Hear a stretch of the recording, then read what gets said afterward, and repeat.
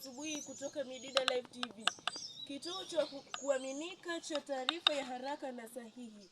Ni saa 2 kamili Ijumaa tarehe 22 mwezi huu mwaka 2026. Ni mimi Josephine Atieno nikiwa na mwenzangu hapa Masi Afai, na tuko pamoja nanyi katika kipindi chote cha habari hiki. Vitokezo vya habari zetu ni kifo cha mama ya mwanafunzi na mwanahabari Lydia Ambula, vifo kutokana na maandamano iliyoshuhudiwa sehemu mbalimbali nchini Kenya. Habari ya michezo. Hali ilikuwa ya huzuni ya ndani moyoni mwa walimu, wanafunzi pamoja na wanahabari ya Midida Live TV wakati ule walipata habari ya kushangaza kutokana na kifo cha mama Lydia. Kifo hicho kilitokea wikendi iliyopita na habari kufika shuleni siku ya Jumatatu. Acha tupate habari ya kina kutoka kwa mwanaripoti wetu Vivian Angela. Mama mzazi na mwanafunzi wa gredi ya 9 Lydia Ambula kilichotokea wikendi iliyopita.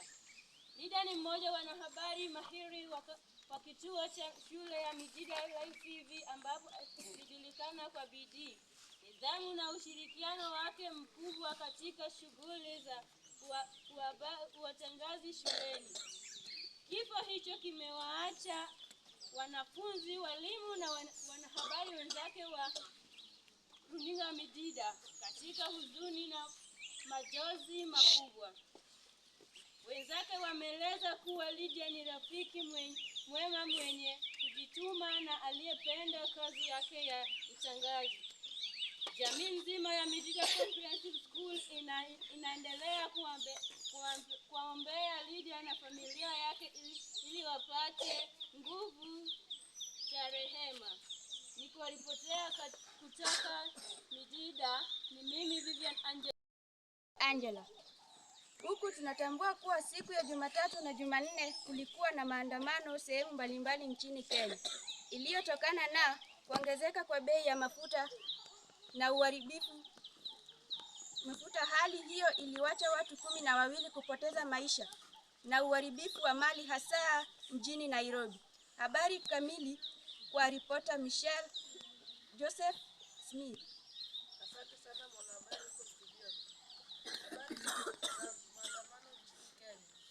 Maandamano yalishuhudiwa katika sehemu mbalimbali nchini Kenya siku ya Jumanne na Jumatano kufuatia kupanda kwa bei ya mafuta ambayo imeenda leo kusaadhiri gharama ya maisha kwa wananchi wengi. Waandamanaji walijitokeza barabarani wakitaka serikali kupunguza bei ya mafuta pamoja na gharama kwanza nyingine muhimu za matumizi ya kila siku. Hali hiyo ilisababisha virugu katika baadhi ya maeneo huku kushughulikiwa na usafiri na biashara za kitatizo kwa muda kwa miji. Kwa taarifa zilizotolewa, watu 12 walipoteza maisha wakati kusa maandamano hayo, wengine kadhaa wakijeruhiwa. Wananchi pamoja na viongozi mbalimbali wametaka serikali kutafuta suluhu ya haraka ili kuzuia hasara zaidi. Wakati huo huo, wahudumu wa matatu waliokuwa wameanzisha mgomo kutokana na gharama ya juu ya mafuta walifikia makubaliano na serikali baada ya mazungumzo yaliyofanyika baadaye kufuatia kabidhi. Viongozi vya sekta walitangaza kusitisha mgomo huo hadi wiki ijayo, huku wakisuluhisha utekelezaji wa makubaliano yaliyoweka. Wananchi wengi sasa wanatarajia hatua zaidi kutoka kwa serikali ili kupunguza gharama ya maisha na kurejesha hali ya kawaida nchini. Nikaripotia kutoka mjini Nairobi ni mimi Joseph. Kuona meno kwa timu na mashabiki wa Arsenali kufuatia ushindi mkubwa ya ligi kuu ya APL. Ushindi huu ulikuja baada ya miaka 22. Mwanaripoti wetu Elvin, tupate habari kamili kutoka kwa mwanaripoti wetu Elvin. Baada ya kufikisha pointi 82 huku wakibakiwa na mchezo moja dhidi ya timu ya Crystal Palace. Mashabiki ya timu ya Arsenali walijaa na furaha na shangwe kubwa kufuatia ushindi huo wa historia ambao umefika baada ya miaka 22 tangu klabu hiyo ilipotua ubingwa wa ligi hiyo mara ya mwisho. Barabara pamoja na viwanja mbalimbali vilijaa mashabiki walikuwa wakisherehekea mafanikio hayo makubwa.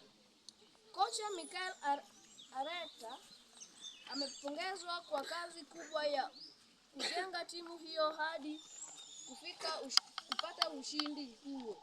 Wachezaji wa Arsenal pia walionyesha kiwango bora msimu mzima wa kufanya mashabiki kuwa na matumaini makubwa kwa siku zijazo. Nafasi ya pili katika msimu wa ligi iliyochezwa na Manchester City, huku nafasi ya tatu ilishirikiwa na Manchester United.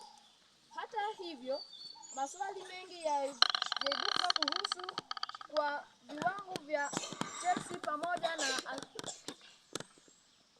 Liverpool ambazo zilionekana kurudi nyuma ghafla katika msimu huu. Wachambuzi wa soka ya sasa wanatazamia kuona mabadiliko yatakayotoka kufanywa na timu ya hizo kabla ya msimu ujazo. Nikiwaripotea Live TV. Asanteni kwa kuendelea kuwa nasi. Mimi ni Masi Afandi na mwenzangu Josephine Atieno. Tunawatakia wikendi njema yenye mafanikio na baraka za Muumba. Tukutane tena wakati mwingine kwa taarifa zaidi. Tuko mtandaoni ya YouTube kwa akaunti ya Medida Live TV. Asanteni sana. Kwaheri.